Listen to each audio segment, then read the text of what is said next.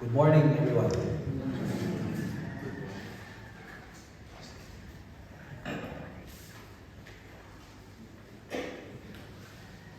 Praise the Lord for this wonderful day that He has given us.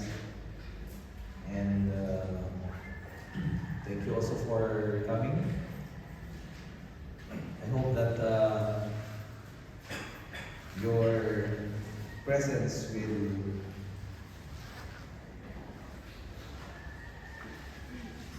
serve as a vessel to bless others. And this morning we will be studying God's Word once again. Our topic is about applying the Word of God, or doing the Word of God. Before you came here, tumingin ba kayo sa salamin?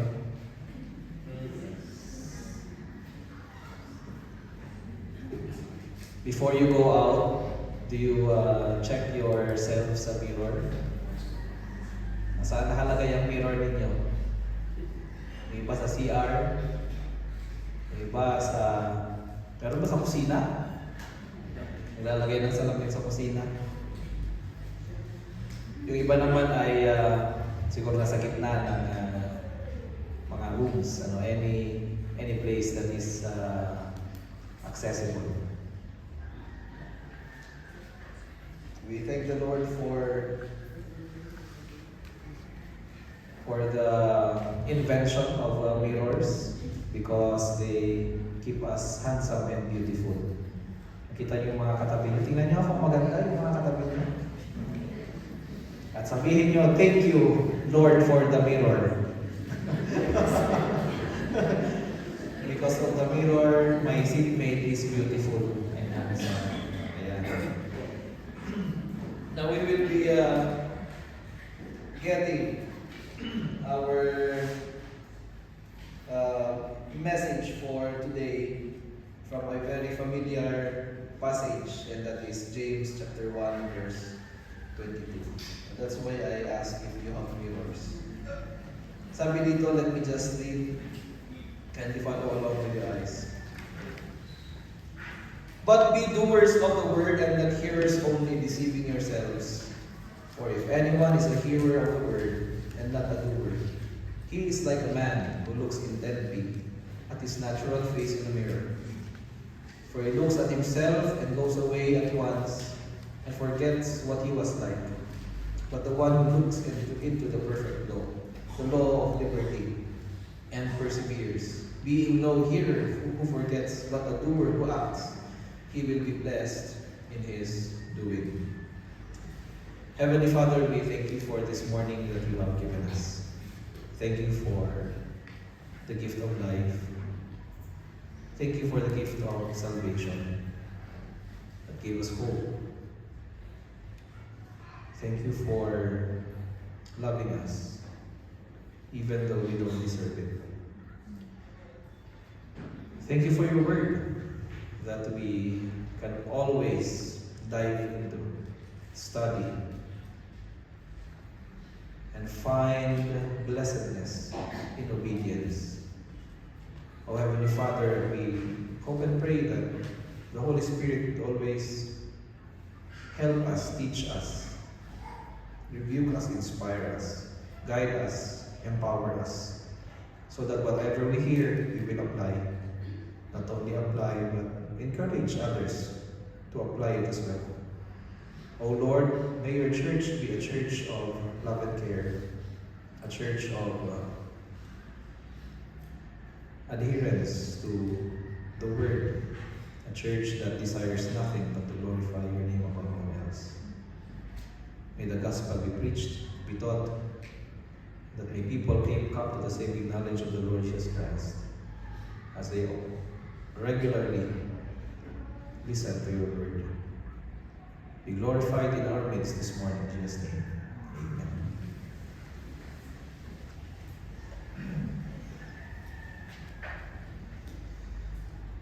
Mirrors are part of our daily lives. We use it everywhere. Everywhere you go out. Before you go out, you look at the mirror. If you are a driver, while you are driving, you constantly look at the mirror. Pag ikaw naman ay isang naglalakad commuter, sometimes you also look at the mirror. Baka may gwapo or maganda na nakaupo sa jeep. Or minsan pa, pag naglalakad ka, traffic, at may sasakyan na maganda ang tint, you look at the window because you are amazed with what you see. That's the power of mirror. It reveals to us what we would sometimes or always want to see. It amazes us. James compared the Word of God as a mirror, because the mirror will reveal not only the beauty, but it will also reveal imperfections. And with those imperfections, we have the choice to correct. Sabi niya dito, "Know this, my beloved brothers, let every person be quick to hear, slow to speak, slow to anger, for the anger of man does not produce righteousness of God. Therefore put away all filthiness and rampant wickedness, and receive with meekness the implanted word, which is able to save your souls. Be ye doers of the word and not hearers only, because if you do so, you are deceiving yourselves. Because if anyone who hears the word and does not do it, he is like a man who looks intently at his natural face in a mirror. For he looks at himself and goes away, and at once forgets what he was like. But the one who looks into the perfect law, the law of liberty, and perseveres, being no hearer forgets, but a doer who acts, he will be blessed in his doing. If anyone thinks he is religious and does not bridle his tongue but deceives his heart, this person's religion is worthless. Religion that is pure and undefiled before God the Father is to visit orphans and widows in their affliction, and to keep oneself unstained from the world." James 1:19-27. Indeed, we have been hearing God's word many, many times. And we thank the Lord for the blessing of technology. Because of technology, God's word, the scriptures, spiritual insights are brought closer than we have ever imagined. You go to Facebook, you see a lot of pastors, a lot of spiritual insights that you can get. You learn a lot. You go to YouTube, you can listen. You go to specific websites, you can listen. But the question that must always, or that should ring in our hearts and minds is this: whatever we hear, whatever we say, do we apply them? Do we apply them? It's easy to say that we are always listening and exposing ourselves to the Word, but if we are not obeying, if we are not doing what it says, we are like the man that James described. Nakita mo ang salamin, you look at yourself, you look at your image intently, and then you forgot. You walked away and did not do anything about it. So what are we supposed to do as Christians? What are we supposed to do when we expose ourselves to the Word of God? You know what? Obedience or adherence to the Word of God is very challenging. Why? Because sometimes it requires us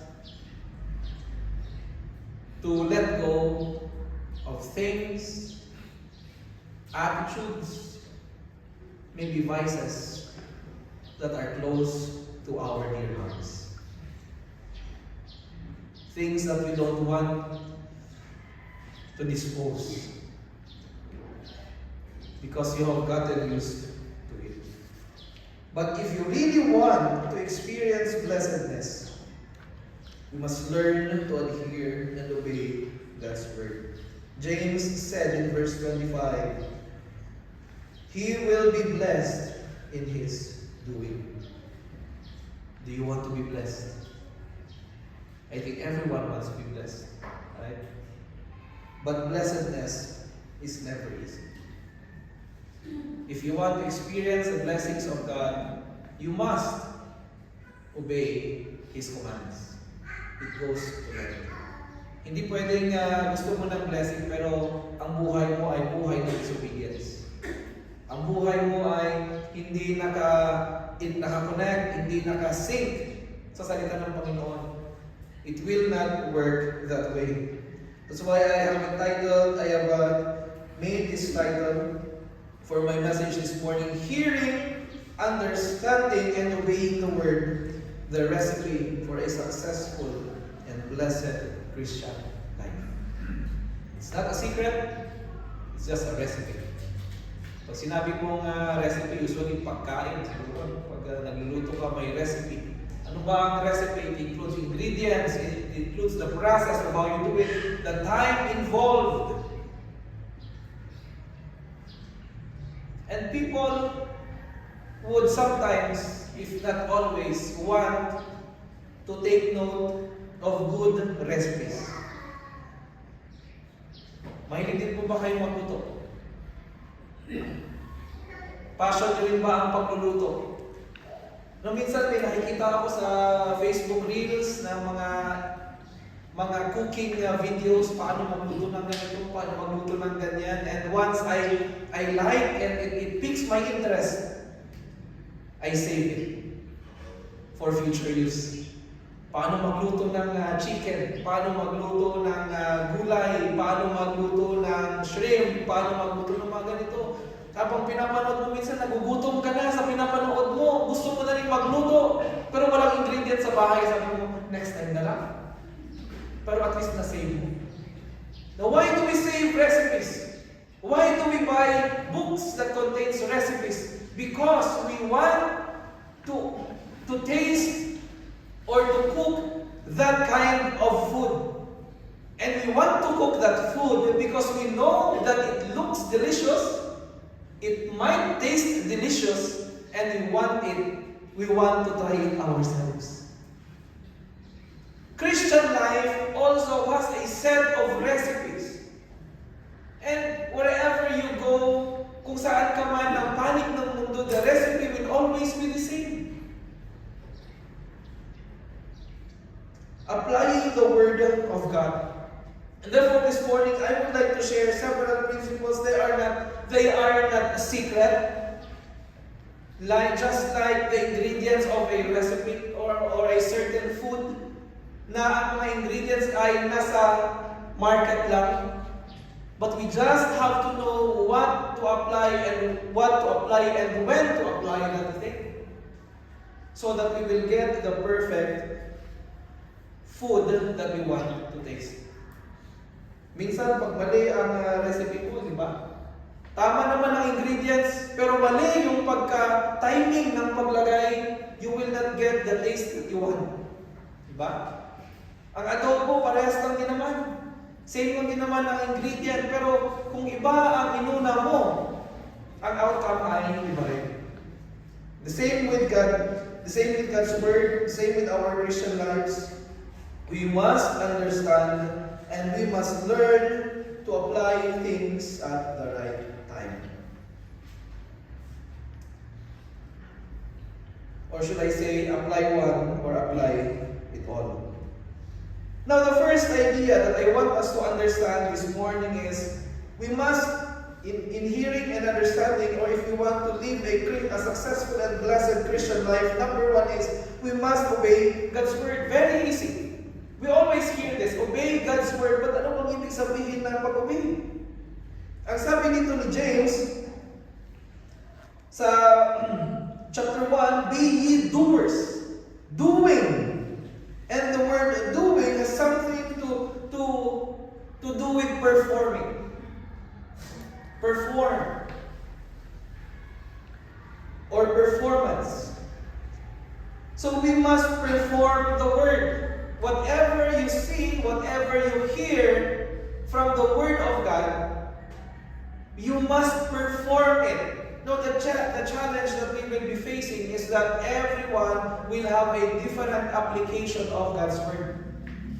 Iba-iba po ang application natin. Why? Because we are different individuals. We come from different backgrounds. And we have different environments. Some of you are working. Some of you are doing your school days. Nag-aaral pa. Yung iba sa inyo siguro nasa bahay nagsistay. As a housewife or someone na nagsistay sa bahay doing whatever you are supposed to do. And so, sometimes the application would be different, but there are basic principles that apply. So we must obey God's word. Sabi ni J.G. Todd, be a doer of the word. Romans chapter 12, or chapter 2, verse 12 to 13 says, for all who have sinned without the law will also perish without the law, and those who have sinned under the law will be judged by the law. For it is not the hearers of the law who are righteous before God, but the doers of the law who will be justified. The doers of the law are those who will be justified. What does it mean? Obedience. Does it mean that actions will save you? Does it mean that obedience will save you? No. What Paul means to say here is that if you are a hearer, you must make sure that you are also a doer, because in that you are showing your faith. Paano mo mapapakita na ikaw ay isang tunay na Kristiyano? Obedience to the word. Kaya sabi nila, nakakalungkot mang sabihin, pero the reality is that many professing Christians who are faithfully going to church every Sunday, but in reality, they have not experienced genuine salvation. Why? In one word, obedience. Can you say that you are a genuine Christian without obedience? I don't think so. Akala ng iba, yes, nag-ano naman ako may profession naman ako May profession of faith naman ako. But how will that prove your genuine salvation? And that will be proven by your obedience. Or some say your actions. Obedience is an action. You obey God's word. You love to follow the word of God. Yan po ang isang patunay na tayo ay genuine na Kristiyano. Kaya makikita natin sa mga letters and epistles ni Paul, he will always say, our works will be judged. Because works are important. Works are the living proof of our genuine salvation. Hindi lang kung ano ang lumabas sa ating mga bibig. Now, how do we obey God's word? Number one, we obey God's word with diligence, or we obey it diligently. Sabi sa Deuteronomy 28 verse 1, if you diligently obey these commands, there is what we call diligence. Dapat diligent ka sa pagsunod sa salita ng Panginoon. Just as a driver must obey traffic signals to avoid accidents, we must obey God's instructions to navigate life. Pag nagdadrive ka sa kalsada, whether dito ka sa Hansima, or sa Nagilian, or sa Marcos, or sa Quezon, or kahit dito lang sa La Trinidad na straight, you must diligently obey.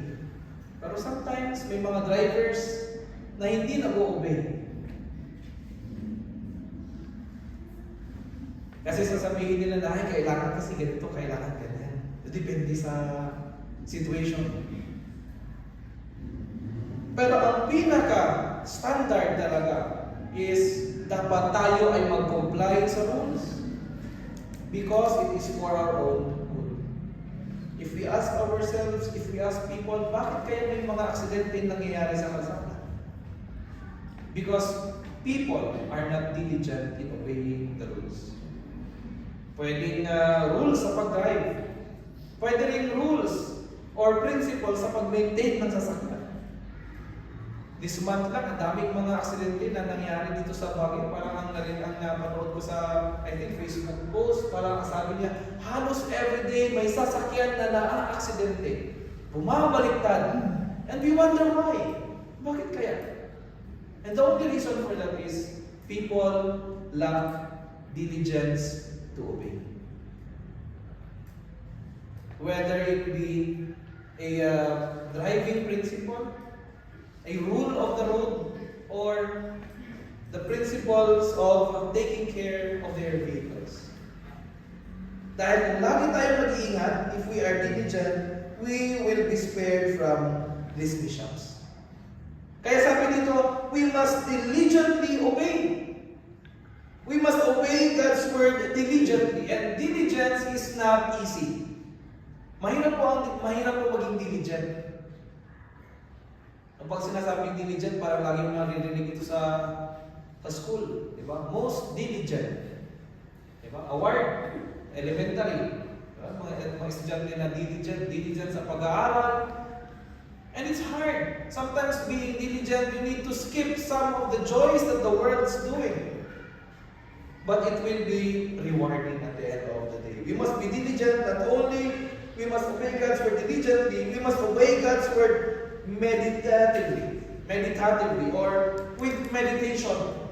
Maalala ko sa school namin, pag sinabing meditation, para daw kambing, or parang baka pa yun, something like that, na magugulat ka na lang yung baka, wala namang damo sa kung saan sila nakatali. Pero sabi ng teacher, bakit kaya muya sila ng muya?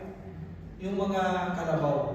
Kasi pala, during times na may mga damo, kain sila ng kain, tapos may isang area sa kanilang katawan na iso-store nila yung kanilang kinakain, and later on, ilalabas daw nila yun, ngunguyain, at ida-digest. So, ang idea ng pag-meditate ay parang ganun. That wherever you go, you think of the scriptures, it continues to resonate in your mind. Whatever you read from God's word, it resonates, you meditate upon it, you enjoy God's word wherever you go, kahit na wala kang time na siguro hindi mo na nabasa, or dahil sa busy ka na, you have still the word of God to meditate, but at first, you have to consume. Right? Because there is nothing to meditate if there's nothing to consume. Kagaya rin sa pagkain, di ba? So, we must read the Word of God, or we must obey the Word of God meditatively. And what it means to say is that in the first place, we must consume God's Word. Kaya nga, as much as possible, if you have time, or hindi na if you have time, you must make time to read God's Word, to meditate on God's Word, so that at times when you cannot read, you have something to meditate.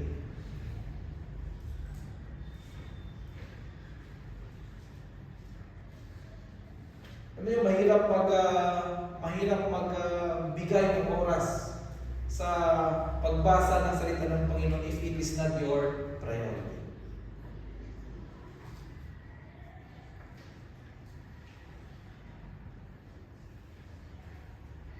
Nung last na fellowship nung Friday, may isang kapatid na nag-share na sabi niya, natapos niya ang pagbasa ng Bible in 3 months. Happy 3 months. So, nung tinanong ko, if you want to read the Bible in 3 months, how long will you spend sa kada araw? Sabi niya, around 1 hour. 1 hour a day. So if we spend an hour reading God's Word, we can finish it in 3 months. Siguro sabihin na natin, if you spend 30 minutes reading God's Word, you might be able to finish it in 6 months. No? If you spend 15 minutes a day reading God's Word, you can finish it in 1 year. If you spend 1 chapter a day, you can finish it in 3 years. But why is it that people cannot finish it as fast as they might? Because they are not reading. Sasabihin niyo, iba, ang hirap magbasa. Yes, it's right. It's hard. But you must start a discipline of reading God's Word, because if you do not expose yourself to the reading of God's Word, then there's nothing to meditate. And you know what? If there's nothing to meditate, something else will fill your minds. Diyan na sa start yung mga actions na hindi kaaya-aya. Why? Because there is no spiritual content that we consume. Sometimes you wonder, bakit kaya may mga Christians na nagdi-disobey? Bakit may mga Christians na ganito, nagsastumble, na may nagbabackslide? And the main reason for that is, there's nothing spiritual in their hearts and minds. We must consume the scriptures as much as possible, as fast as possible, as diligent as possible, so that there's something that we could meditate.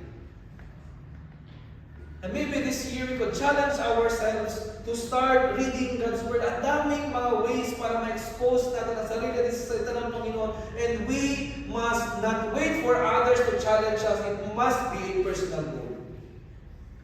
Obeying God's Word. Sabi ni David, your Word is a lamp to my feet and a light to my path.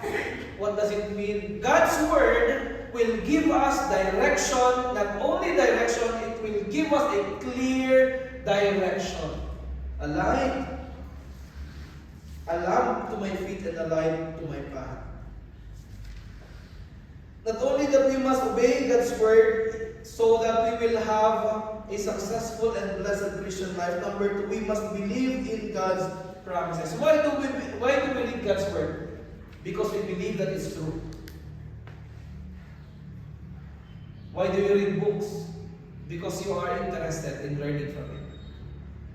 Why do you read pocket books? Because it piques your interest. Why do you read manga? Because you are interested. We go back to the scriptures. Why do we read God's Word? Or why should we read God's Word? For a very plain and simple reason. And I hope you have this too. Because we believe in God's promises. The Bible is a book of promises. God's promises that if we obey, blessings will come. I mean, sa diba, ang understanding natin sa blessing, many times, when we say blessing, ang pupasok sa isip natin ay material things. But you know what? Ang spiritual blessings na nagagaling sa Panginoon ay kaya niyang i-supersede ang mga material na bagay. Why? Because material things will give us happiness for a short period of time. Napansin ko ba? What will make you happy? Have you ever thought, siguro sabihin mo, pag nakabili ako ng lupa, masaya na ako. O siguro pag nakapagpatayo ako ng bahay, masaya na ako. Pag na-promote ako sa trabaho, masaya na ako. Pag lumaki ang sweldo ko, masaya na ako.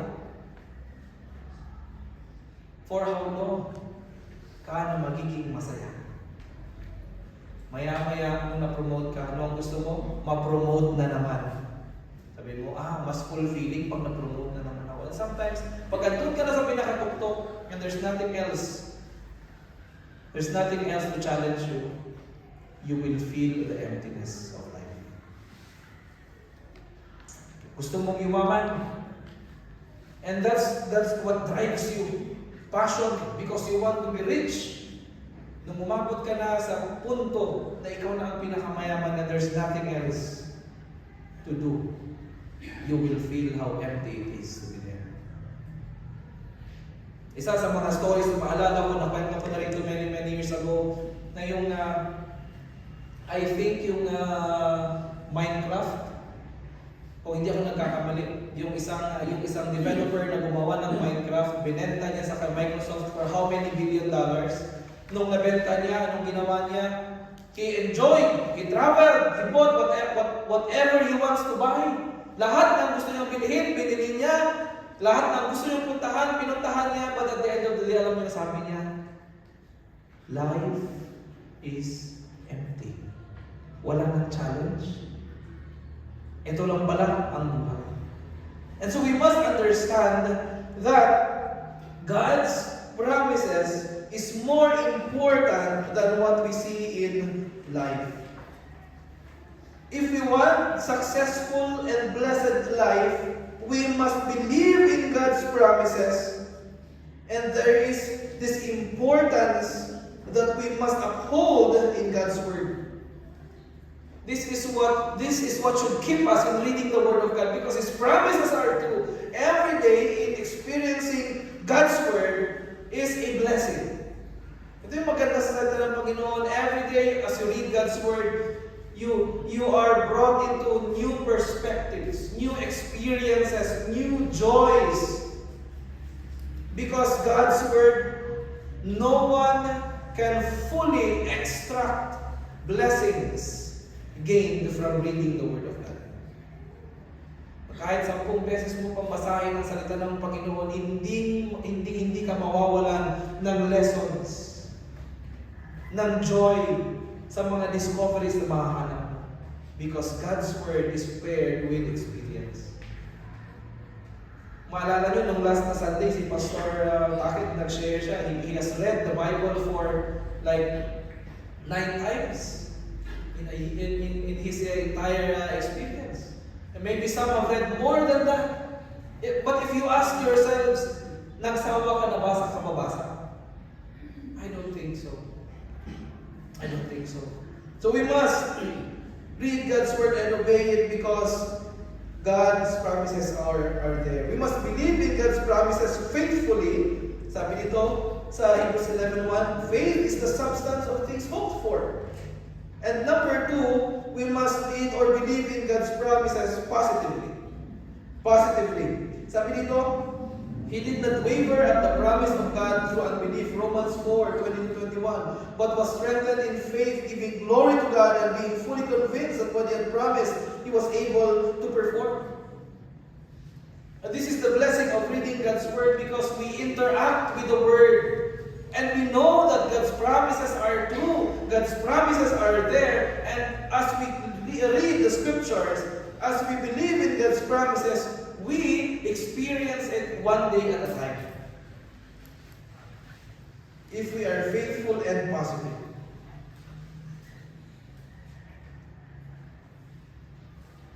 Different experiences will lead us to experience God's promises and dealings. May mga tao na iba rin ang kanilang understanding sa deity. May napanood ako na parang short clip lang sa Facebook a few days ago. And ang sabi doon, ang isang warrior, pumunta siya sa isang temple and he mocked the priests kasi sabi niya, the gods, they did not help me. And because of that, sinira niya ang temple, sinunog niya yung mga priests. And maybe it is a result of a wrong understanding. Nakakala nila ang mga gods ay parang genie na pag nag-worship ka sa kanya, ang equivalence ng worship is blessings, good things. Na parang, sige, because you are worshiping me, everything will be okay. But it's not the case. Because ang blessing ng Panginoon ay nagsusupersede sa mga material na bagay. Why can sick people continue to praise the Lord? Why is it na mga dying na mga tao, they can still say, the Lord is good? Bakit yung mga grieving, kaya nilang i-praise ang Panginoon? May isang pastor tayo na nasa Visayas, suffering from cancer right now. He has undergone 2 chemotherapy, and yet he still praised the Lord. Why is it like that? Because our understanding of blessedness is different than the world's. Ang sa mundo, ang understanding nila ng blessing is yung all good things. Pag lahat ng mga ginagawa mo ay timing, sa trabaho, maganda, wala kang problema, wala kang kaaway, ay, yun ang blessing. Pero sa atin, ang blessing is ang joy na nasa puso natin. Knowing that whatever happens in life, God's promises will stand true. We must be faithful and positive. For all the promises of God in Him are yes, and in Him, amen, to the glory of God through us. Sabi nga dito, parang kontrata. Ang promise ng Panginoon is a signed contract. He will fulfill. It might not be now. Or the way God fulfills His promise may be not the way you expect it to be, but it will happen. Kasi sabi nga nila, if God cannot fulfill His promise, then He cannot be God. Because it is in His nature that He fulfills His promise. We will just have to wait and remain faithful. Number 3, we must embrace God's grace. We must acknowledge the role of God's grace in enabling us to obey and apply His word. Embrace God's grace. It's because of God's grace that we are able to apply. You know what? Applying and obeying the word of God requires grace. Why? Because it's hard. It was never easy. Obedience to the word of God has never been easy. That's why we need the help of the Holy Spirit. Wala pong Christian na kaya niyang sabihin na naging accomplished siya sa kanyang spiritual life or sa Christian life na hindi kasama ang Holy Spirit. It won't happen. We always need the help of the Holy Spirit. Even the most faithful people or individuals that we have heard, they also need the help of the Holy Spirit. That's why we must embrace God's grace. We must embrace it exclusively. When I say exclusively, it means to say that we will only be able to obey and apply and perform God's commands through the help of the Holy Spirit. Kaya ang successful or blessed na Christian life ay deeply connected sa Holy Spirit. No one can obey and apply God's word without the Holy Spirit. Without the Holy Spirit. We must embrace it exclusively. For it is God who works in you both to will and to do for His good pleasure. Ephesians 2:8 and 9, for by grace you have been saved through faith, and not of yourselves, it is the gift of God, not of works, lest anyone should boast. Ephesians 2:8 and 9. Not only that it must be embraced exclusively, it also must be embraced transformatively. Transformative means causing or able to cause a significant and lasting change. 2 Corinthians 3:18, and we all with unveiled face, beholding as in a mirror the glory of God, are being transformed into the same image from glory to glory by the Spirit of the Lord. The process of transformation is a work of the Holy Spirit, and it gradually conforms us to the image of Christ. Ang illustration nito, maalala ko nung nasa school kami, sabi nila, parang yan, parang coin. Kung makikita niyo yung coin, may engravings. Ang gagawin mo, ang coin, pag idikit mo sa clay, you remove the coin, ano ang makikita mo? Kung ano ang engraving sa coin, same din sa clay. But it will take process. And same din yan sa atin. Ang goal ng Panginoon is that we will be the image of Christ in this world. But for that to happen, there must be a contact. Ano yung contact na yun? Well, ang contact na yun magsa-start sa ating spiritual journey. Conversion. And from that conversion, we expose ourselves to the Word of God. We read God's Word. We stay with godly people. We encourage one another as they encourage us as well. And later on, pag na-cure na ang mold na yun and you remove it, you will see the same image. And tayong mga Christians, we are supposed to show what Christ is like through our lives, through our actions, the way we speak, the way we talk, the way we live. We must live like Christ. There must be a transformation in our lives. It is a process, it is gradual, but it will end us to the image of Christ. The end picture is the image of Christ. If you would imagine a church that everyone behaves like Christ, talks like Christ, walks like Christ. I don't know if you can find a church that's like that. But praise the Lord, because by His grace, people, believers, converts are trying their best to live like Christ. It is a daily challenge that we all must face, the transformation. But it is the desire of Paul. It has been the desire of Paul for the believers, and it is still the continuing desire of the Lord Jesus Christ to our present church, that we will all transform. But you know what? It's hard. Mahirap mag-transform ng mga tao, ng puso. You will see churches. Sabi ng iba, ay, alis na ako sa simbahan nito kasi ang daming mga ganito, ang daming mga ganyan. Punta ako sa isang simbahan, mas okay siguro doon.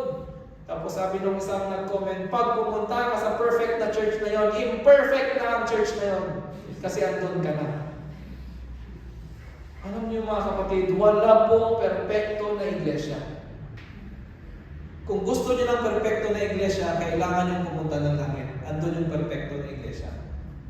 Kung nagmamadali kayo, okay? Pero hindi naman kayo nagmamadali, we must understand that there is no perfect church, there is no perfect pastor, there is no perfect church worker. We all are a work in progress. And we must understand each other, not only understand, but help one another towards that perfection. Tulungan. Kaya nga po ang church ay isang community. The church is a community wherein growth is being fostered. How will we foster growth? By being here, by being present, and by thinking of ways and means to bless one another. Presence is very important. Nung na-experience natin ang pandemic, it has been a very great challenge for the church. Because many have realized what they have been taking for granted all along, and that is the blessing of fellowship. Yung iba naman, nasanay na, sabi na, okay lang ito na, no? Dito na lang ako, mag-online na lang ako. But you know what? The more you stay detached sa community, sa fellowship, the slower you grow. Very important, mga kapatid, ang connection. Very important ang presence. Very important yung interaction with people. Why? Because you get to know the journey of other people. Their journey. You get to know how you can pray for them, and you grow a heart that cares. Because when you involve yourselves in the church, you become less concerned of yourself while you grow your concern for other people. Yan po ang hindi makukuha ng mga tao na nagdi-detach ng kanilang sarili sa community. That's why detaching yourself from the church, from the congregation, will never be beneficial for you as a Christian. Kung gusto mong mag-grow, stay with the church, be with God's people. Make it a point that wherever you stay with God's people, you learn. That's the only way. We must transform ourselves, or we must be transformed as we embrace God's grace. It's the Lord's blessing and grace that we are continuously growing. And I would like to say that you are here not because you are strong, not because you woke up early, not because you already told yourself yesterday or last week, I will go to church next Sunday. No, you are here because of God's grace. You are here because of God's grace. God has been gracious to all of us, allowing us to wake up in the morning. God has been gracious to us for giving us strength. May iba na akala nila magigising sila bukas, hindi na natuloy ang gising nila. Nung dumilit ang kanilang mga mata, iba na yung kanilang nakita. Pero sa atin, salamat sa Panginoon because we see familiar faces, familiar people. At yan ay dahil sa grace ng Panginoon. We must embrace God's grace. Number 4, we must yield to God's will. If we want to live successfully and in blessedness, being Christians, we must yield to God's will. Ano ibig sabihin nito? It emphasizes the importance of surrendering our own will to the will of God. Ano ba ang will ng Panginoon sa buhay ko? Primarily, ang will ng Panginoon sa buhay natin is number 1, obedience. We must live in obedience. Number 2, ang will ng Panginoon sa atin ay mag-share ng gospel. Mag-obey sa kanyang salita, mag-share ng gospel ng Panginoon. Yun na naman ang pinaka-basic, mga non-negotiables. The rest of it, I don't know. Anong will ng Panginoon sa trabaho niyo? I don't know. Anong will ng Panginoon sa pag-aaral niyo? I don't know. Mag-change pa ako ng career? I don't know. Mag-change pa ako ng trabaho ko? Hindi ko rin po alam kung ano ang will ng Panginoon. It's for you to decide. It's for you to discover. But you will discover God's will as long as you continue to engross yourself to read His Word. Diyan na po may experience kung ano ba ang will ng Panginoon sa buhay niyo. Have you heard of people saying na umalis ako ng work ko kasi habang tumatagal, na-realize ko na hindi pala yung plan ng Panginoon sa akin. Nag-change siya ng career. May mga ganyan. How was that? How did that happen? That person started reading the Word. Hindi pala ganito. Akala ko okay lang ito. But I soon realized that I was living in sin. How did that person know he or she was living in sin? The Word of God. And he's starting now to yield sa will ng Panginoon sa kanyang buhay. How will you do it? Primarily, we must yield to God's will primarily. And what is the meaning of that? It means that we must prioritize what the Word of God says. Ano ba ang plano ng Panginoon para sa akin? Very simple. Sabi nga dito, Matthew 6:33, seek ye first the kingdom of God and His righteousness. In all things that you do, you must answer this question, what does this have to do sa kingdom ng Panginoon? And number 2, what does this have to do when it comes to God's righteousness? If what you are doing does not promote the righteousness of God, then I will tell you this, you are not walking in the will of God. Kailangan po sa lahat ng bagay na ginagawa natin ang righteousness ng Panginoon at ang kanyang kingdom ay my priority. That's why I said here, we must yield to God's will primarily. Number 2, we must yield to God's will sacrificially. Ano ibig sabihin ito? I beseech you therefore, brethren, Romans 12:1 and 2, by the mercies of God, that you present your bodies as a living sacrifice. A living sacrifice. True worship involves offering our entire lives, including our thoughts and desires to God. If we want to live a blessed and successful Christian life, we must always think about our actions, about the words that we say, and make sure that they are in line with the will of God. Lastly, sabi dito, we must yield to God's will submissively. Are you submissive to the will of God? Nung pagkakisang tao ay hindi submissive sa law government, anong ginagawa niya? Tumatakas. Pag ang bata, hindi rin submissive sa law ng magulang, anong ginagawa? Tumatakas. Tatakbo sa bahay, lalayas because they don't want to submit themselves. Pag ang isang tao ma-apprehend at ayaw niyang mag-submit sa rules, anong gagawin niya? Tatakas din. Ang isang Christian, ang isang professing Christians, pag hindi rin siya submissive sa Panginoon, tumatakas din. Runs away. Evades the word. Kasi ayaw niya mag-submit. Pero sabi nito, you must submit. Therefore, submit to God.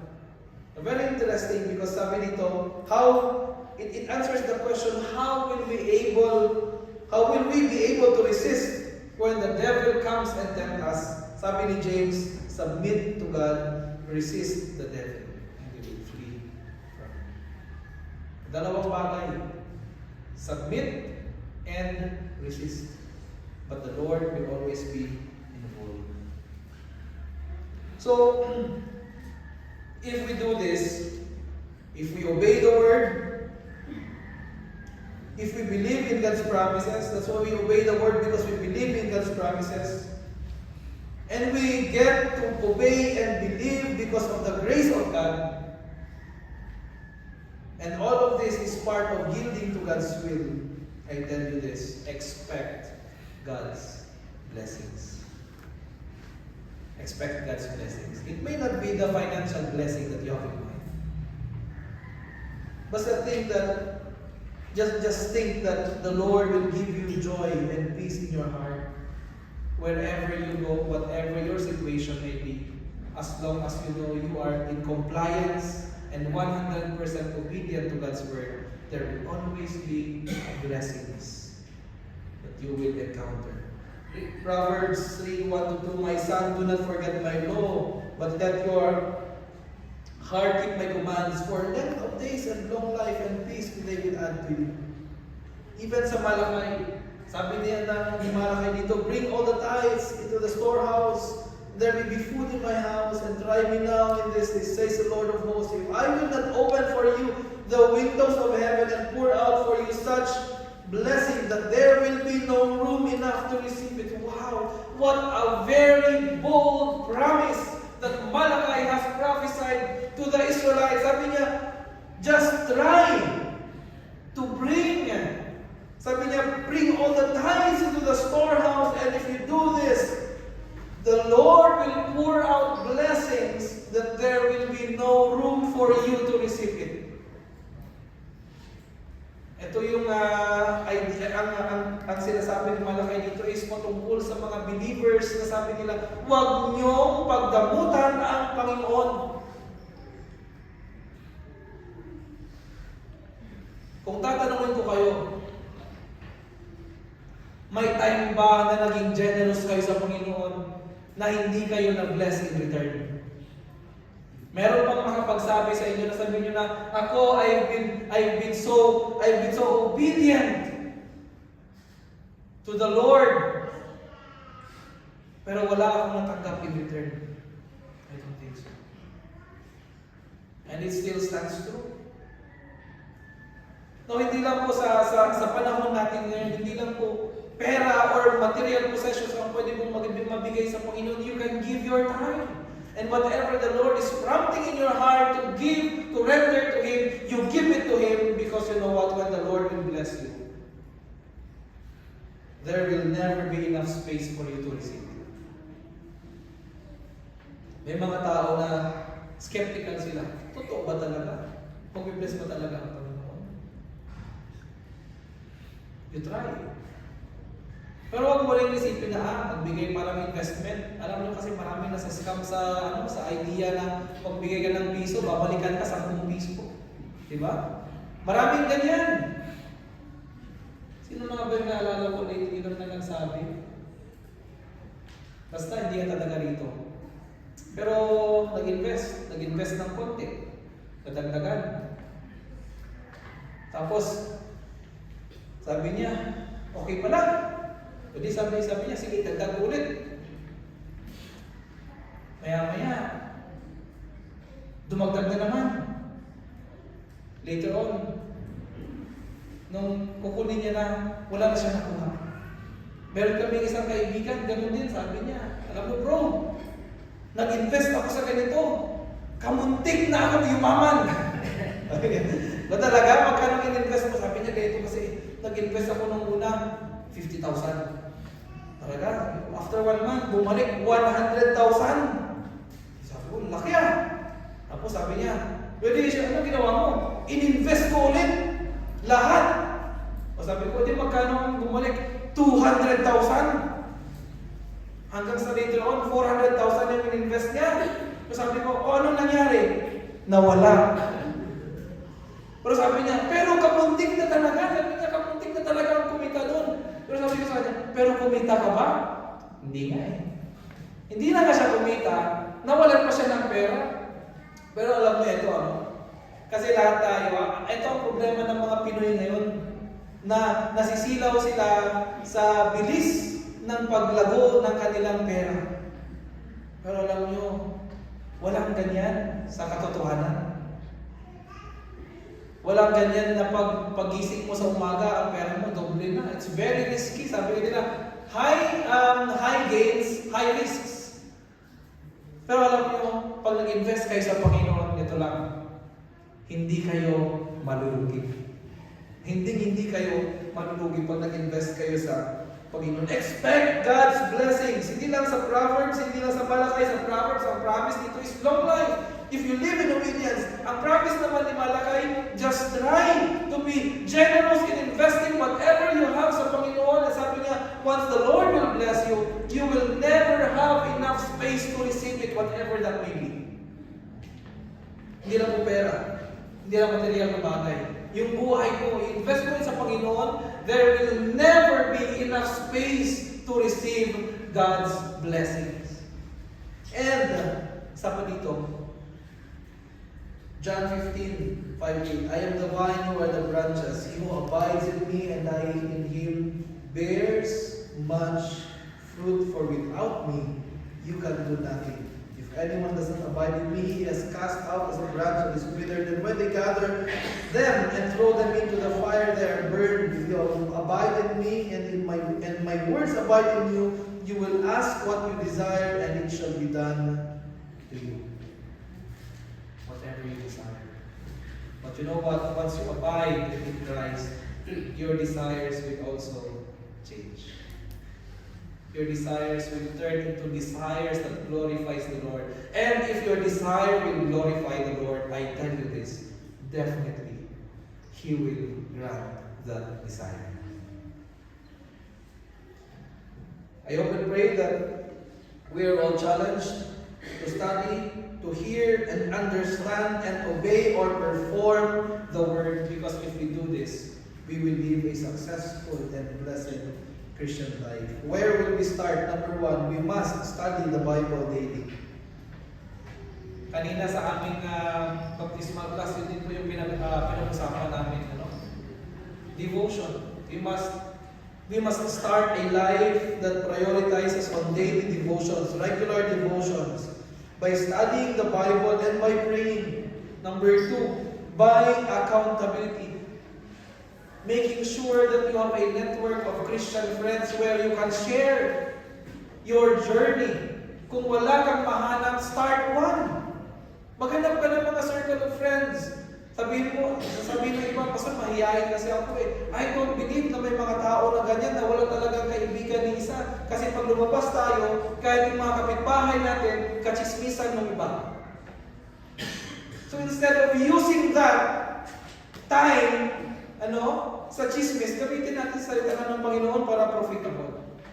Study God's Word, pray, make accountable groups, be in an accountable group. If you cannot find one, start one.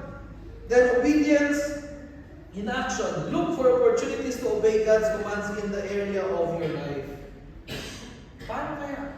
Paano mapakita ang obedience ko sa salita ng Panginoon? Sa work, sa trabaho, sa negosyo, Sa pamilya, sa bahay, sa school, wherever I go, paano ko mapakita na ako ay obedient sa salita ng Panginoon? And lastly, the challenge is, we must share the gospel. Share the goodness of Christ with others and encourage them to apply God's word in their lives. You want to live a life of blessings and success? Obey God's word. Heavenly Father, we thank you for this morning that you have given to us. Thank you for the promises that we read from the book of James. It tells us that a life of obedience is a life of success and blessedness. O Lord, material possessions are not the standards of success. While the world might say that it is, followers of the Lord Jesus Christ will definitely proclaim that worldly possessions will never be enough compared to the joy we can have in Christ. O Lord, I pray that your people, your people, will continue to pursue a life of obedience, that you will be our priority, your word will be our guide, and your kingdom will be our priority, our goal in life. Help us, Heavenly Father. Bless us as we bless others in return through our words and conduct. In Jesus' name, amen. Good morning, everyone.